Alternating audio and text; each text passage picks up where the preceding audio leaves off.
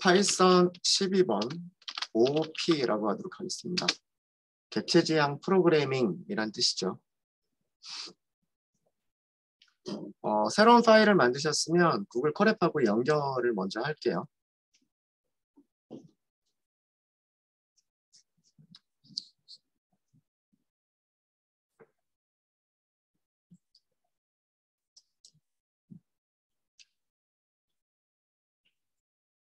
자바를 공부할 때 저희는 객체지향 프로그래밍이라고 하는 개념을 공부를 했었어요. 객체를 가지고서 프로그래밍을 한다, 소프트웨어를 만든다 라고 했었죠. 그러면서 객체라고 하는 개념이 무엇이고, 그 다음에 그 객체를 생성하기 위해서 그 작성하는 코드를 클래스라고 한다라고 말씀을 드렸었고요. 그 다음에 클래스라고 하는 거를 제가 정의를 어떻게 했었었죠? 기억나세요? 클래스라고 하는 거는 데이터와 기능이 하나로 묶여져 있는 데이터 타입이라고 말씀을 드렸었죠. 그러니까 어떤 값들을 저장할 수가 있고, 그 값들을 가지고서 할 수 있는 어떤 기능이 메서드잖아요. 메서드. 뭐 문자열이나 숫자나 등등 여러 가지 타입의 어떤 값들을 저장하고, 그 값들을 사용해서 어떤 필요한 기능들을 클래스라고 하는 하나의 이름으로 묶어주는 거죠. 그게 그 클래스라고 말씀을 드렸고, 그래서 클래스라고 코드를 만들고 나면 그 클래스를 가지고서 객체를 생성할 수가 있고, 객체를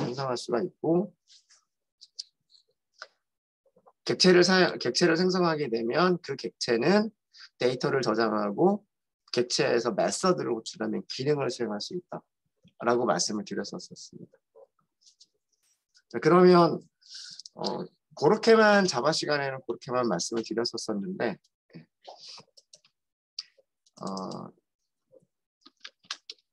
왜 그런 식으로 객체지향 프로그래밍이 나오게 됐느냐, OOP의 배경 설명을 좀 먼저 좀 드릴게요.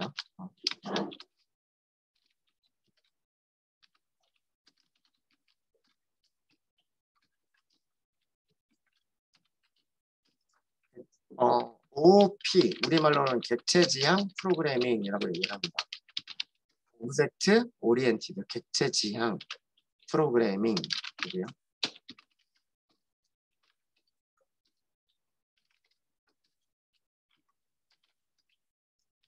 객체지향 프로그래밍이 나오게 된 그런 배경을 잠깐 좀 설명을 드리면, 사실은 우리가 객체 클래스라고 하는 것을 만들지 않더라도요, 뭐 리스트나 딕셔너리나 이런 것들을 가지고서 비슷한 기능들을 할 수가 있어요. 무슨 얘기냐면,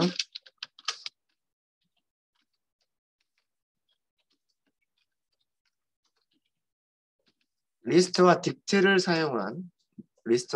사용한 코드를 한번 만들어 볼게요. 자,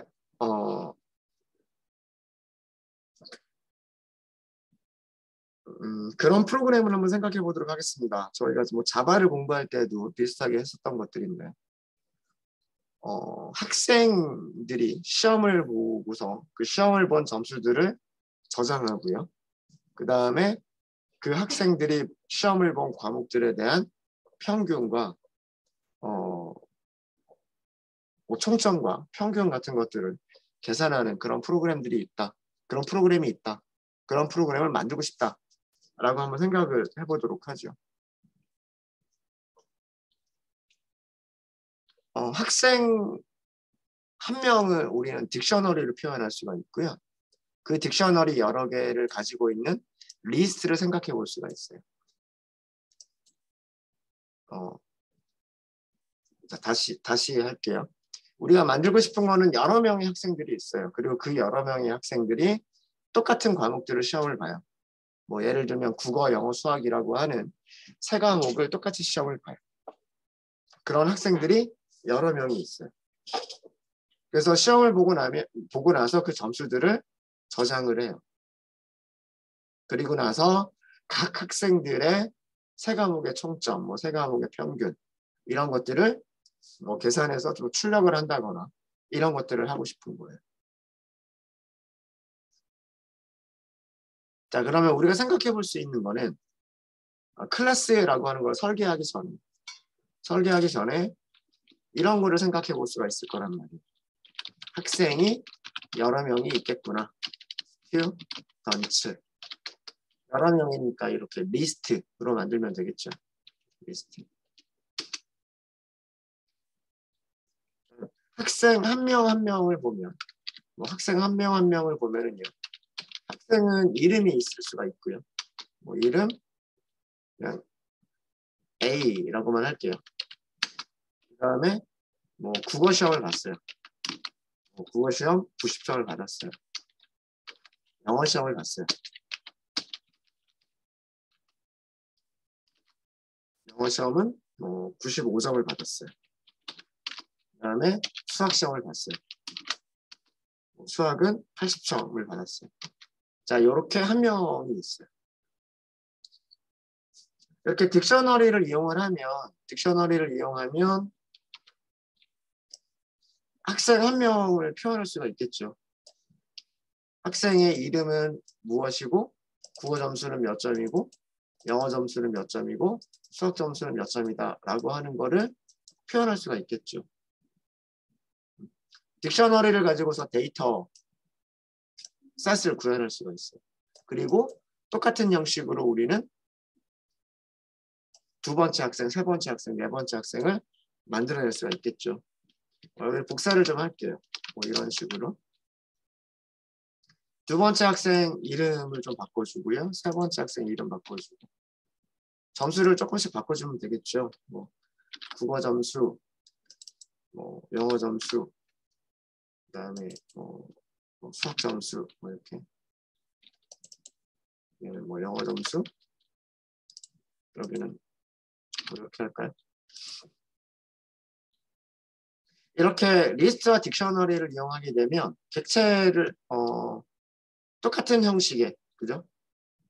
이름과 국어 점수와 영어 점수와 수학 점수라고 하는 똑같은 형식의 데이터들을 만들어낼 수가 있고요. 딕셔너리를 이용해서 키를 일치시켜주면 되니까. 두 번째 학생에서 첫 번째 딕셔너리의 키와 동일한 키로 두 번째 딕셔너리를 만들어주고 세 번째 딕셔너리도 동일한 키를 가지고서 만들어줘야 되겠죠. 이렇게 하게 되면 객체가 이런 똑같은 키들을 갖는 딕셔너리의 리스트가 만들어질 거고요. 그러면 우리가 하고 싶은 거는 다음과 같은 코드로 작성을 할 수가 있을 거예요.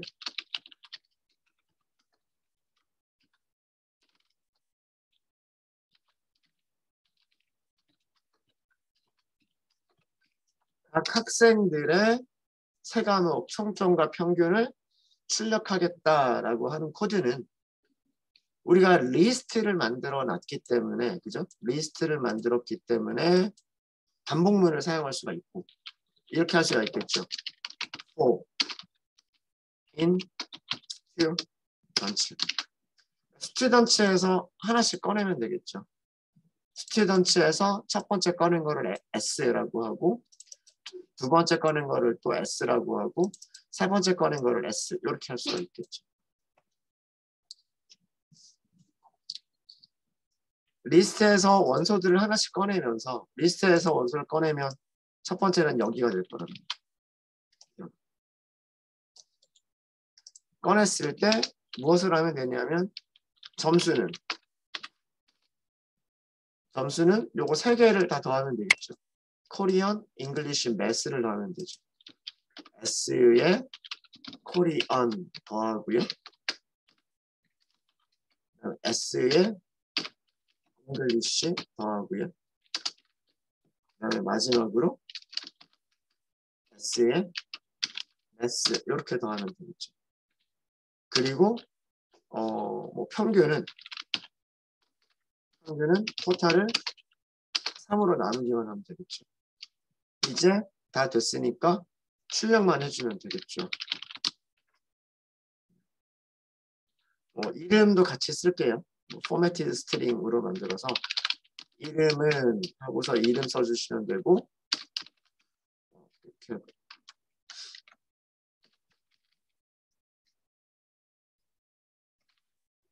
이름 이렇게 할까요? 이름 그 다음에 총점 평균 이런 식으로 표현해 보도록 하죠. 이름은 어떻게 표현할 수가 있냐면 S에서 키값이 name 이렇게 하시면 되는 거고 총점은 위에 토탈이라고 계산이 됐고 그 다음에 평균은 mean 이라고 계산이 됐죠. 이렇게 하면 되지 않을까요? 문제가 뭐냐면 바깥쪽에 제가 작은 따옴표 썼죠. 그죠? 여기 지금 빨간색 보이시죠? 여기 에러 있다고. 에러 있는 게 뭐 때문이냐면 딕셔너리에서 키값 쓰려면 이렇게 문자열 형태로 키값을 이렇게 넘겨주시면 돼요. 코리안, 잉글리시 이렇게. 그래서 문자열로 이렇게 키값을 넘겼단 말이에요. 근데 문제는 뭐냐면 어떤 다른 문자열 안에 얘가 이렇게 들어가야 되는 거죠. 근데 여기를 작은 따옴표로 써버리시면 문자열이 여기까지가 하나의 문자열인 거예요. 그래서 새로운 문자열이 여기서부터 여기에 다시 시작하는 거예요. 그럼 얘가 그 문법에 맞지가 않죠. 그래서 이런 경우에는 어떻게 해주시면 되냐면 안쪽이나 바깥쪽을 둘 중에 하나를 큰 따옴표로 써버리시면 돼요. 파이썬에서는 문자열을 구별을 할 때 문자열을 작은 따옴표로 묶으셔도 되고 큰 따옴표로 묶으셔도 되기 때문에 바깥쪽을 작은 따옴표로 이렇게 묶었으면 그 안쪽에서 또 다른 문자열을 사용하게 되면 안쪽에서 큰 따옴표로 묶어버리시면 돼요. 아니면 반대로 바깥쪽을 큰 따옴표로 묶었으면 안쪽을 작은 따옴표로 묶으시면 돼요. 이렇게 하면 에러가 없을 겁니다. 네, 실행해 보시면 이렇게 나오겠죠. 첫 번째 학생 A, 두 번째 학생 B, 세 번째 학생 C 이렇게 나왔고요.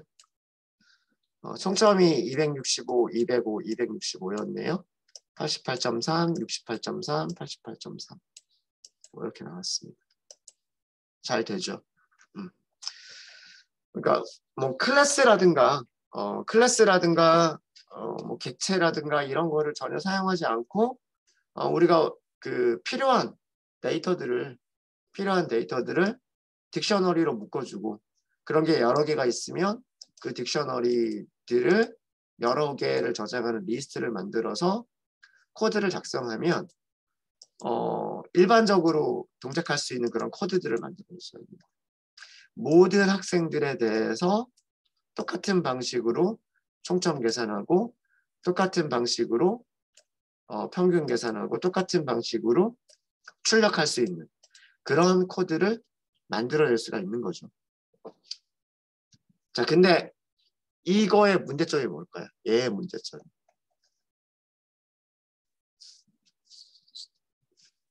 딕셔너리를 만들 때 키값은 특별하게 어떤 키를 어떻게 써야 된다라고 하는 그런 제약 조건이 없잖아요. 그죠? 첫 번째 학생한테는 코리안이라고 했는데 두 번째 학생한테는 코리아라고 해버리고 그 다음에 첫 번째, 두 번째는 매스라고 했는데 세 번째 학생한테는 매서매틱스 이렇게 해버리고 이렇게 한다고 해서 스튜던트가 만들어지는 게 달라질까요? 달라지지 않죠. 근데 이렇게 만들어버리면 아래쪽에 우리가 일반적으로 동작하는 코드가 라고 생각했었던 게 동작할 수 있어요? 없어요? 할 수 없죠. 첫 번째 학생에 대해서는 코리안, 잉글리시, 매스, 네임 다 있으니까 첫 번째 학생에 대해서는 이 코드가 실행이 돼요. 이렇게. 그쵸? 첫 번째 학생의 이름은 AA, 총점은 이렇게 해서 다 계산한 총점은 265점. 그 다음에 이렇게 계산한 평균은 88.3점. 이렇게 계산이 되고 출력도 돼요. 근데 이제 두 번째 학생에 대해서 계산을 하려고 보니까 두 번째 학생은 코리언이 없단 말이에요. 그러니까 여기 있는 코드가 모든 딕셔너리에 대해서 일반적으로 동작할 수 있는 그런 코드가 되지 못하는 거죠.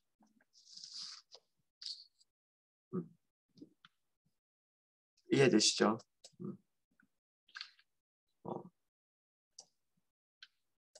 근데 사람이 실수할 수도 있는 거고 아니면 뭐 만들다 보면 데이터를 만들어주는 사람과 기능을 만드는 사람이 다르다. 그러면 또 그 사이에서 어떤 다른 것들이 나타날 수도 있잖아요. 그렇죠?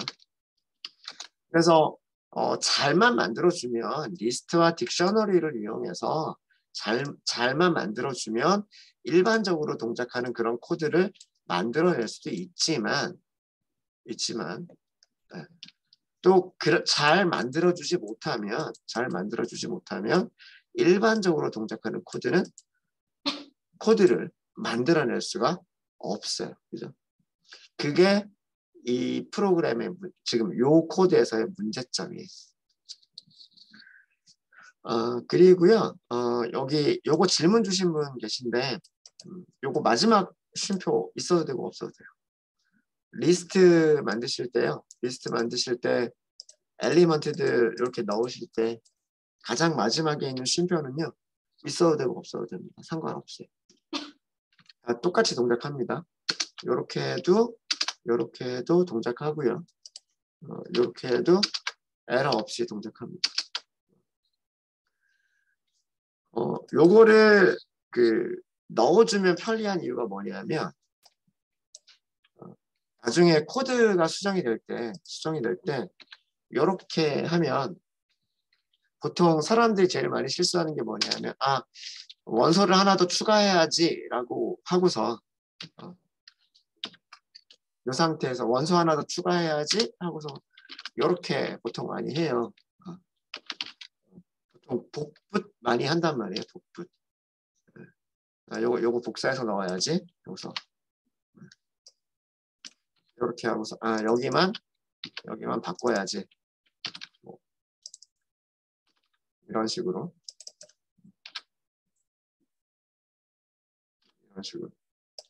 그럼 요거는 어떻게 될까요? 요거는 에러가 있죠. 그쵸? 요거는 에러가 있죠. 왜? 여기 있는 원소하고 구별을 안 해줬단 말이에요. 쉼표를 넣어줘야 되는데. 근데 요 쉼표를 빠뜨려서 컴파일 그러니까 문법적인 오류를 발생시키는 경우들이 많아요. 복붙하는 과정이죠. 그래서 끝에까지도 쉼표를 넣어버리면 복사 그 다음에 붙여넣기 할 때 쉼표까지 들어가죠. 그리고 쉼표가 에러가 아니기 때문에 리스트에서 제일 마지막 원소 뒤에 쉼표를 넣는 거는 에러가 아니기 때문에 복붙하기 좋으라고 끝에 무조건 쉼표를 넣는 경우들이 있습니다. 네, 뭐 이렇게 바꾸게 되면 스튜던트를 이렇게 바꾸게 되면 밑에는 한 명이 더 이렇게 출력이 되겠죠. 이렇게 출력이 될 겁니다. 하필이면 전부 다 333으로 끝나버리는. 그럼 리스트와 딕셔너리를 이용해서 우리가 모든 학생들에 대해서 공통적으로 동작하는 코드를 만들어낼 수도 있다. 그러니까 여러 개의 원소들에 대해서 공통적으로 일반적으로 동작하는 코드를 만들어 볼 수도 있겠다. 근데 여기에 단점은 뭐냐면 이 딕셔너리를 사용을 할 때 키값이라고 하는 게 첫 번째 객체를 만들 때와 두 번째 객체를 만들 때 동일한 키값으로만 만든다라고 하는 보장이 없기 때문에 이 코드가 정말 일반적으로 동작하는 코드일지는 알 수가 없다라고 하는 거예요. 그게 에러가 발생할 수 있는 소지도 있다라고 하는 거예요. 자, 그래서 그럼 요거를 어떻게 이 단점을 어떻게 해결해 볼 수 있을까라고 해서 사람들이 고민해 본 게 뭐냐면 함수형 프로그래밍을 생각을 해본 거예요.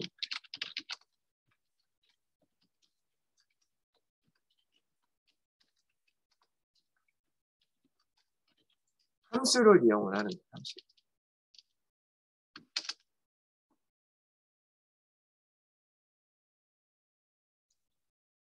객체 하나하나를 만들어내 줄 수 있는 함수를 만드는 거예요. 무슨 얘기냐면 뭐 create, don't 뭐 이런 식으로 함수를 만드는 거죠. 함수를 그리고 학생이라고 하는 객체를 만들어주는 함수인 거예요. 학생은 이름이 있어야 되고 국어 점수가 있어야 되고 영어 점수가 있어야 되고 수학 점수가 있어야 된다. 뭐 이렇게. def 함수의 이름, 함수를 호출할 때 전달해야 되는 값들, 아규먼트들. 그래서 함수를 여기에서 만들어 버리는 거죠. student 하고서 딕셔너리를 여기서 만들어 버리는 거예요. 딕셔너리를 어떻게 만드냐면 이름을 여기서 주는 거죠. 코리안, 잉글리시,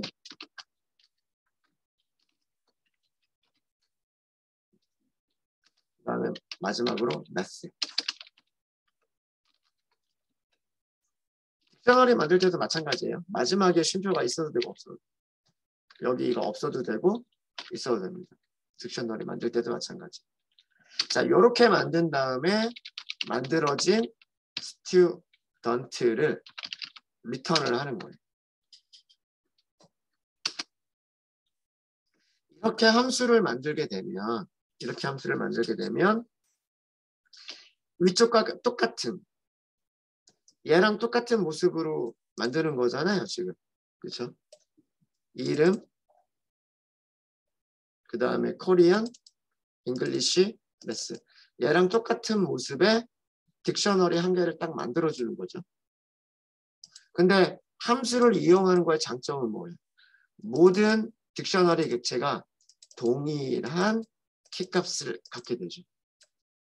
그러니까 여기서 손으로 일일이 코딩을 하나 코딩을 할 때에는 누군가는 코리아라고 잘못 오타를 낼 수도 있는 거고 복붙하지 않으면 코리언이라고 쓰다가 뭐 N자를 빼뜨릴 수도 있는 거고 아니면 뭐 A자를 빼뜨릴 수도 있는 거고 이런 식으로 다른 키값이 들어갈 수도 있는데 함수를 만들어 버리게 되면 함수 내부에서 사용되어지는 키값들이 항상 똑같은 키값으로 리턴이 될 거 아니에요. 그럼 위쪽에 있는 문제점들이 해결이 될 수가 있는 거죠. 이런 함수를 만들게 됩니다. 그래서 스튜던츠라고 하는 그 리스트를 만들어 줄 때 함수를 이용하는 거예요. create student라고 해서 여기다가 이름 이렇게 하셔도 되죠. 이름은 그다음에 국어 점수는 그다음에 영어 점수는 수학 점수는 이렇게 하셔도 되죠. 복사정할 그냥 AA 그다음에 뭐 100점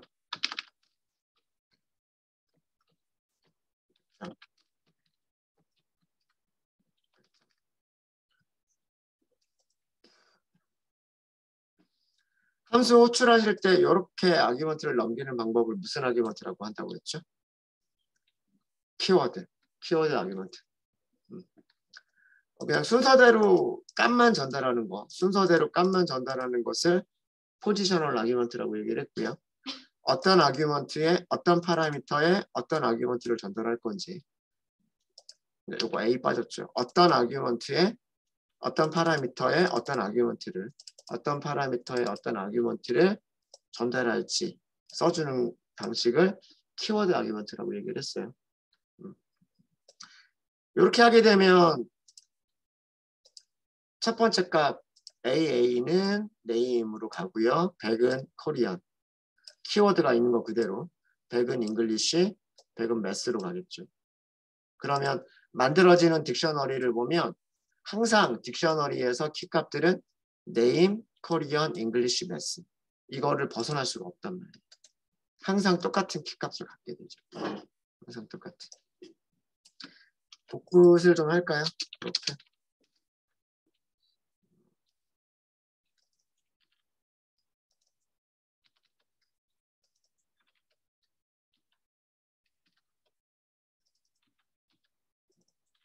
적당히 바꿀게요. 적당히 바꿨습니다. 자, 이렇게 해서 스튜던트를 새로 만들게 되면 아까 위쪽의 코드들이 그 제대로 동작이 되겠죠. 자, 그 다음에 여기서 한 발 더 나아가면 이런 코드들을 가지고서 그냥 요렇게 만들어주는 코드를 만들 수도 있지만 이제는 얘와 총점과 평균을 계산을 하는 게 항상 모든 키값들이 동일하다라고 하는 것을 우리가 알기 때문에 저것까지도 함수로 만들어 볼 수 있지 않겠느냐라는 거예요. 뭐 예를 들어서 get total 이런 함수가 있어서 여기에 스튜던트 하나를 넘기는 스튜던트 하나가 그러니까 이 스튜던트는 위쪽에 있는 create 스튜던트를 통해서 만들어진 이런 딕셔너리 객체라고 가정을 하는 거죠. 여기에 아규먼트로 이 스튜던트 자리에 아규먼트로 전달이 되는 거는 create 스튜던트를 통해서 전달되는 딕셔너리 create 스튜던트가 만들어주는 딕셔너리 객체다라고 가정을 하는 거예요. 그러면 우리는 여기서 무엇을 할 수가 있냐면 다음과 같은 코드를 만들 수가 있죠. 스튜던트에서 코리언 그다음에 스튜던트에서 잉글리시 마지막으로 스튜던트에서 매스 이렇게 해서 리턴하는 함수를 만들어 볼 수가 있는 거고요. 그 다음에 이번에는 min이라고 해서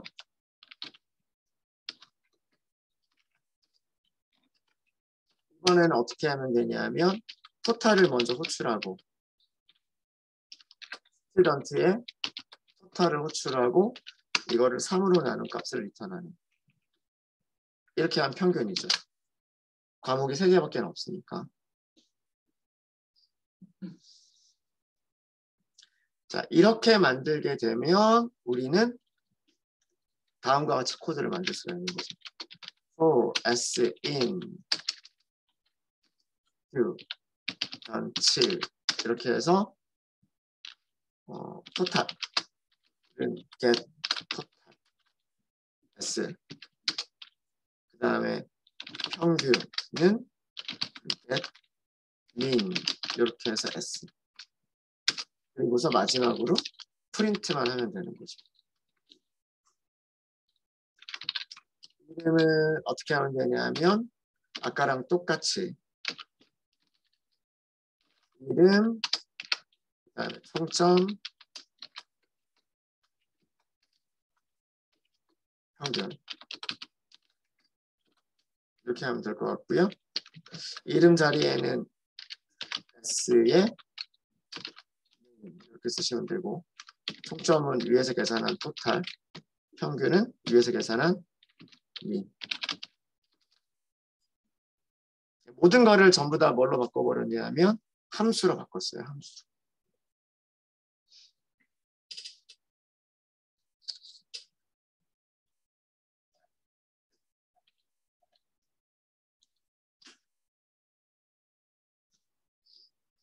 네, 코드 자체는 뭐 그렇게 중요한 코드는 아니에요. 뭐 어려운 코드도 아니고요. 이런 식으로 코딩을 해 나갈 수도 있겠다라고 하는 거예요. 이런 식으로. 객체 지향이 나오게 된 그런 과정을 지금 설명드리고 있는 중인 겁니다.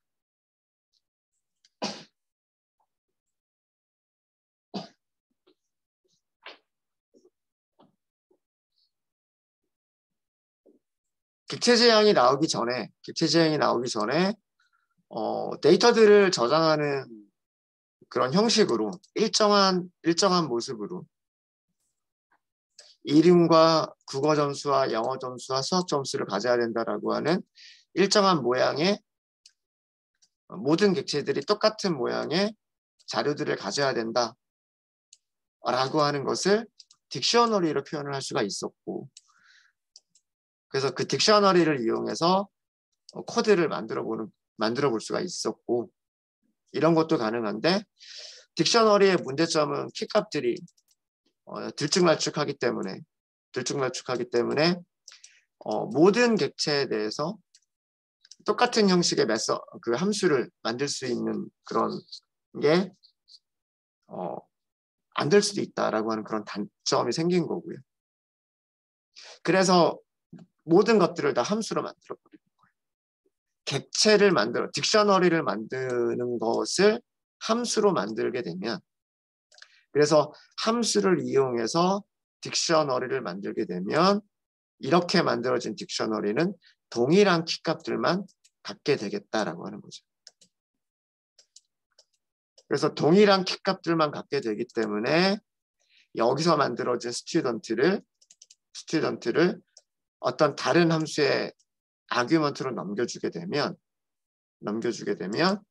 우리는 모든 스튜던트 객체에 대해서 일반적으로 동작할 수 있는 그런 함수를 만들어낼 수 있겠다라고 하는 거죠. 여기까지는 펑셔널 프로그래밍. 클래스라고 하는 혹은 뭐 객체라고 하는 그런 개념이 들어가 있지 않고요. 딕셔너리를 이용해서 데이터들을 표현을 하고 그 다음에 그런 딕셔너리에서만 동작하는 함수인 거죠. 이 함수는요.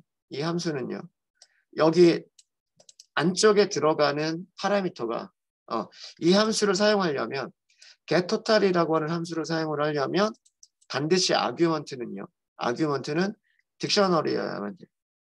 딕셔너리고 코리언과 잉글리시와 매스라고 하는 세 개의 키를 가지고 있는 그런 딕셔너리에서만 동작하는 코드예요. 어찌됐든 우리는 그런 일반적으로 동작하는 함수를 만들어낼 수 있었어요.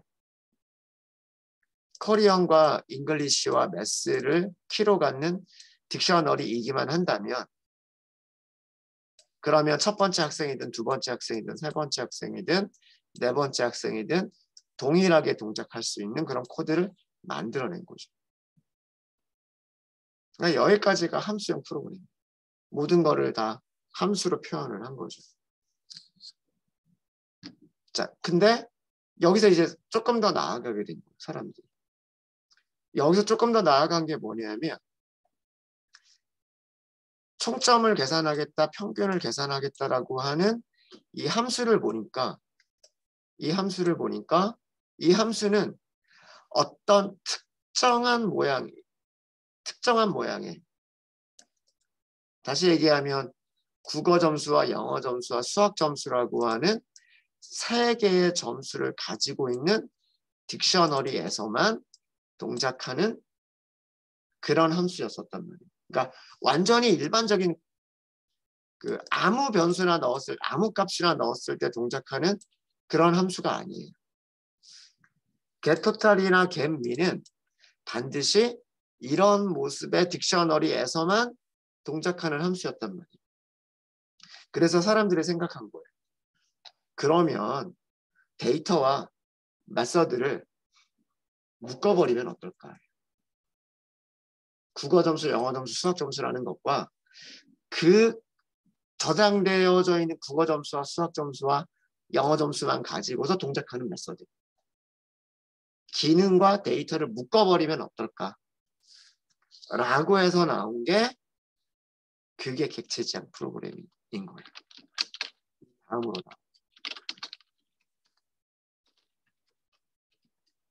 OOP가 나오게 된 겁니다.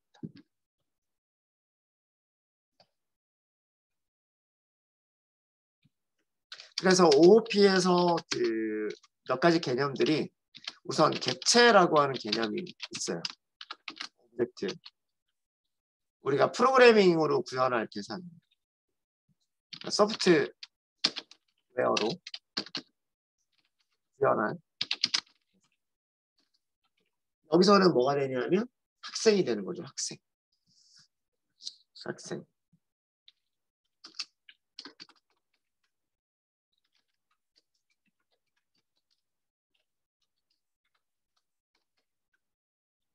그럼 클래스라고 하는 거는 뭐냐? 객체를 구현하기 위한 소스 코드.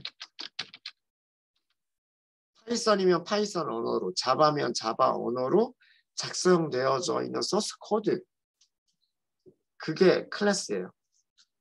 객체를 구현하기 위해서 그 똑같은 틀로 만들어내기 위한 설계도. 아마 붕어빵 얘기를 한번 제가 했었을 거예요. 붕어빵이라고 하는 그런 객체를 만들어내기 위해서는 붕어빵 틀이라고 하는 게 있어야 된다라고 말씀을 드렸죠. 그 붕어빵 틀에 해당하는 거를 하는 게 클래스. 클래스는 두 가지를 가지고 있어요. 속성과 기능.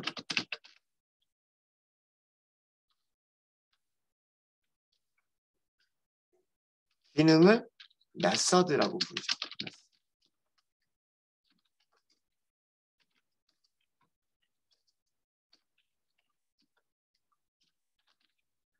속성은 어트리뷰트라고 얘기를 하기도 하고요. 혹은 뭐 프로퍼티라고 얘기를 하기도 합니다. 조금씩 멤버 변수라고 얘기를 하기도 하고. 속성이라고 하는 것은 객체가 갖는 데이터. 변수들에 저장되는 딱. 메서드는 객체가 가져야 하는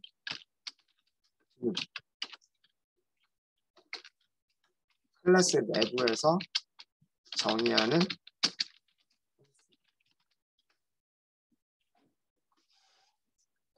그러니까 위쪽에서 학생이라고 하는 게 우리가 구현할 대상이라면 학생이 클래스가 객체가 되는 거예요. 객체.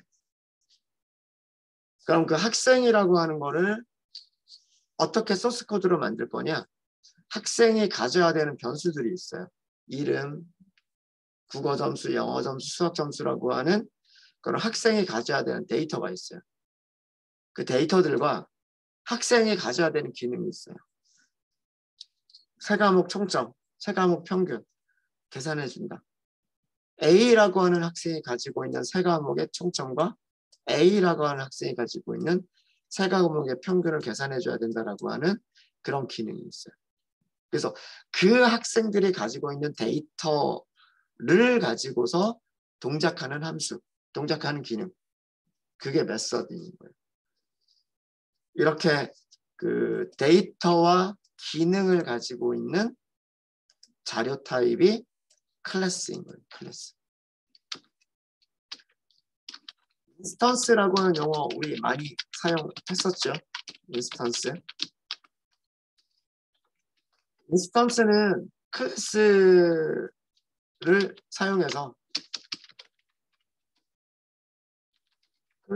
사용해서 메모리에 생성된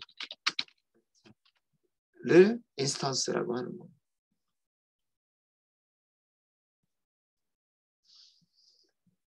붕어빵을 예로 들자면 클래스는 붕어빵이라고 하는 객체가 있는 건데 붕어빵을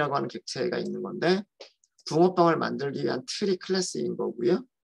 그 붕어빵 틀에다가 뭐 반죽과 팥과 이런 것들을 넣어서 실제로 구워서 만들어진 붕어빵. 그런 붕어빵들은 여러 개가 있을 수가 있잖아요. 첫 번째 붕어빵, 두 번째 붕어빵, 세 번째 붕어빵. 여러 개의 붕어빵들이 있죠. 그렇게 실제로 만들어진 붕어빵 객체를 인스턴스라고 얘기를 하는 거예요.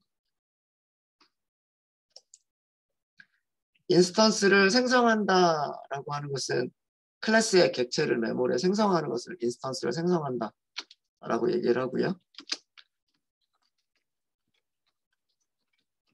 이런 용어들은 우리 전부 자바 시간에 했었던 용어들이에요.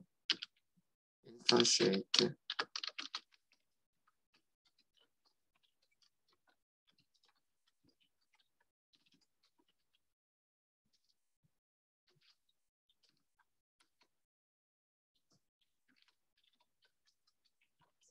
인스턴스를 생성하기 위해서 필요한 게 있었죠.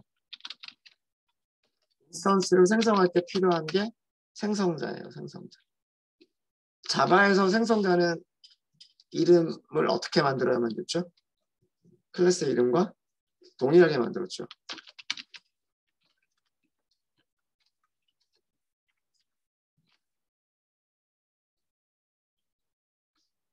객체를 생성하기 위해서 인스턴스를 생성하기 위해서 호출하는 함수예요.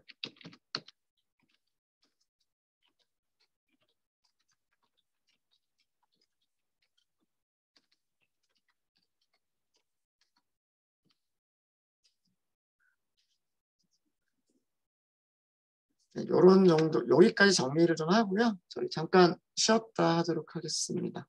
네. 용어들만 설명을 드리고 왜 객체지향 언어가 나오게 됐느냐라고 하는 배경 설명을 잠깐 드렸고요. 그리고 그 객체지향 프로그램에서 나오는 용어들 조금 설명을 좀 드렸어요. 실제로 그 파이썬에서 어떻게 클래스를 정의하는지는 잠깐 쉬었다 하도록 하겠습니다. 네, 저희 40분에 시작할게요.